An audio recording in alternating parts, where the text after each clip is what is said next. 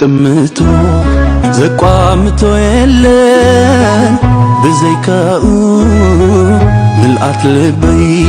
ደስታ ምስኪን ነፍሰይ ንሱ እንድዩ ሞተይ እኳ ካብ ስሩም ብምቋስ ዝተኻእሎ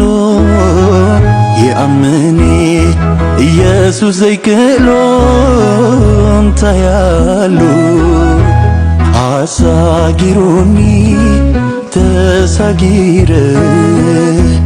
ከባርነት ኃጢአት ካብቲ ዝመረረ ሕይወት ረኺበ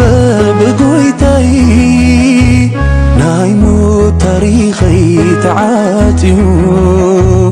ደጊም ፍርሓት የለን ትኸይ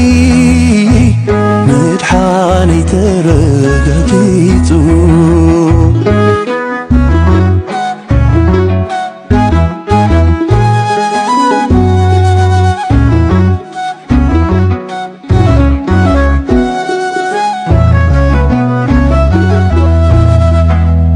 ትምስ ዓለም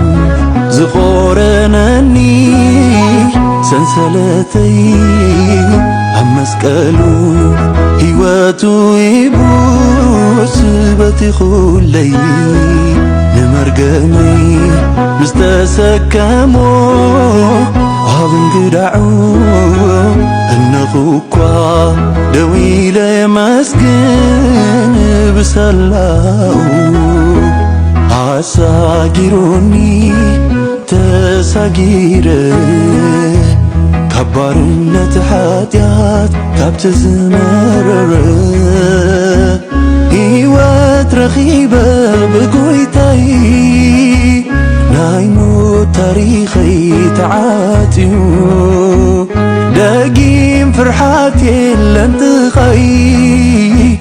ምድሓነይ ተረጋጊጹ አሳጊሮኒ ተሳጊረ ከባርነት ኃጢአት ካብቲ ዝመረረ ሕይወት ረኺበ